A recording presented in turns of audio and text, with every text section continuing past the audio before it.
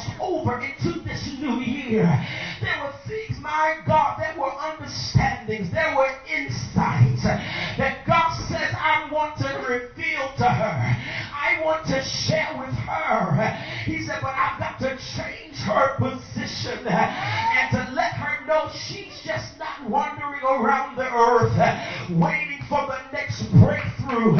She's just not wandering around waiting for the next financial miracle.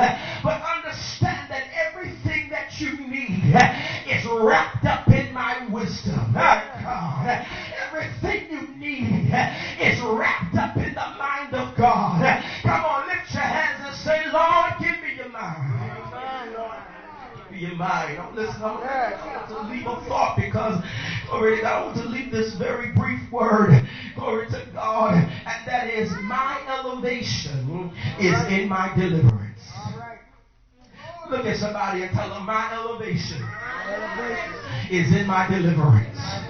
My God. He said, listen now, notice here, we understand that when God speaks and he said, listen, I'm getting ready to change the very status, glory to God, of these disciples. He said, listen, they've been on the bottom long enough. Hi, God, they've been in this place. Hi, God, they've left. You understand, these disciples, they left their professions. They left their jobs. They came up off of their vocations and said to their family, and they said, listen, I'm going to leave all of this and I'm following God. Can I tell you, amen, those that's going to experience the greatest exploits in God in this hour are those that have decided to sell out to God. Those, my God, that have said, God, I'm going to take you at your word.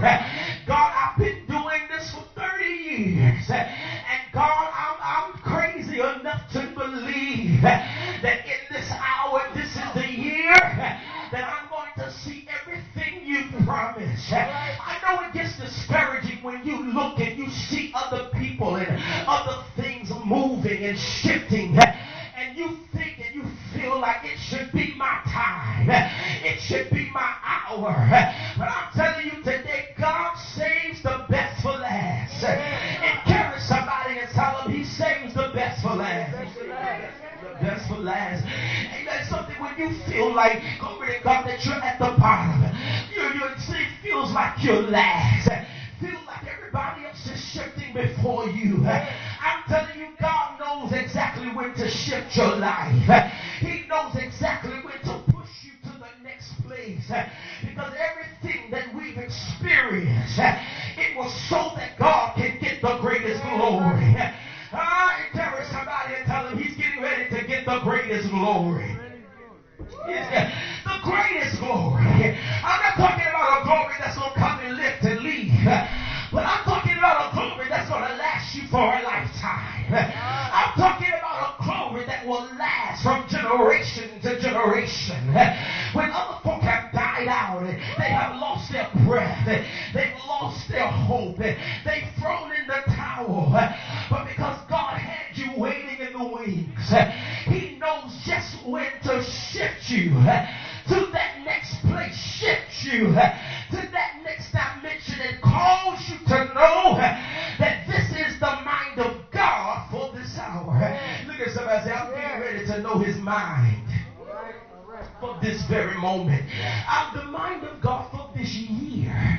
What God has planned for this house. What God has planned for this year. I don't know, but I'm in a place where we don't have to stumble upon a revelation. Well, we don't have to stumble upon a word. We're not stumbling upon direction, but I've spent so much time with God that his mind, his very will, glory to God, it has been engrafted in who I am. And so even when I'm not sure that I'm listening or that I'm hearing the voice of God, I'm so rooted, I'm so much in his presence. That my thoughts that his thoughts have become my thoughts. His desires have become my desires. Because I'm so in tune with God. God.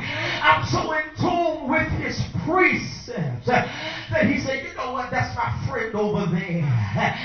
They're over there and they're accomplishing what I've set for them. But then he says, for everything, this is the good part here. He says, for all things that I have heard of my Father, Yes, Lord.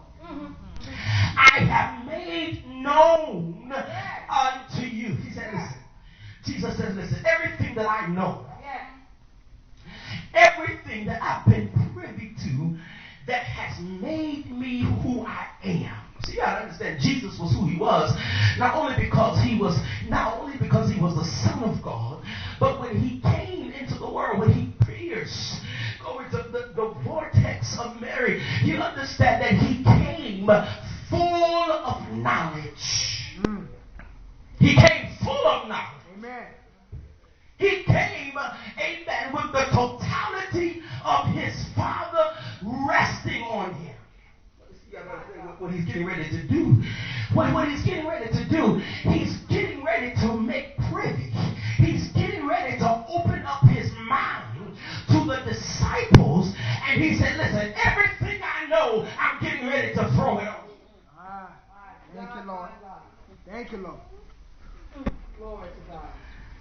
Everything I know, I'm getting ready to throw it on. Listen, he says, so therefore, when you're walking in the earth, he said, now you're going to know how to handle every circumstance that you're dealing with right now. Thank you, Jesus. Look at somebody say, my confused days are over. Tell somebody my throwing in the towel days are over. Hey, God, my sleeping through the weekdays are over. I'm not going to be depressed. I'm not going to stay in the bed and sleep through the week. I'm not going to walk with my head down and amen and singing a song of woe and me. I'm not going to walk and feel like I'm all by myself anymore, because I understand that Jesus is revealing unto me everything he knows, and in the totality of God. I said it this morning and I feel like saying it now, that the little bit of who we are is because of the totality of who God is. Yeah. God Almighty. A little bit of who we are, just a little bit, Pastor, just a little bit of who I am is a result of the totality of who God is. So he says to me, regardless of what you're going through in your little itsy-bitsy life, it's not enough to wipe God out. Y'all gonna help me preach today. Look at somebody and tell them everything you've gone through has not been enough to destroy God. Has not been enough to wipe him out. Has not been enough to discourage him. Has not been enough, but he has the ability to look at what you're dealing with and say, okay, I can work that out. Wow. Okay, I can fix that. Okay, I can open a door. God said, okay, I can deal with that. And so we're going to seek, and I prophesy and tell you that you're getting ready to see the providence of God, so much so in your life, simply because God says, listen, I've got a mantle, I've got a mandate that's placed upon your life, and in this season, I'm going to cause everything that's concerning you to turn in a direction that it will benefit you. Oh, God. Oh, God. I know it feels like it's working against you and it's pulling more from you than it's being funneled to you. But I want you to know that in this very hour that we're living in, God is turning the worst situations. The worst situations. I want you to get that worst situation in your mind. That thing that you think is the very thing that you feel like is going to wipe you out. The thing that you feel like going to wipe you out, that's going to be the thing that's going to bring you in.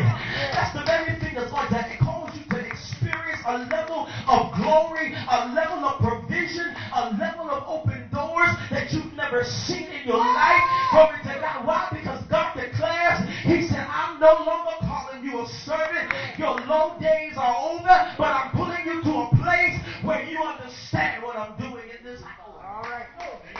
Thank you, Lord. He said, you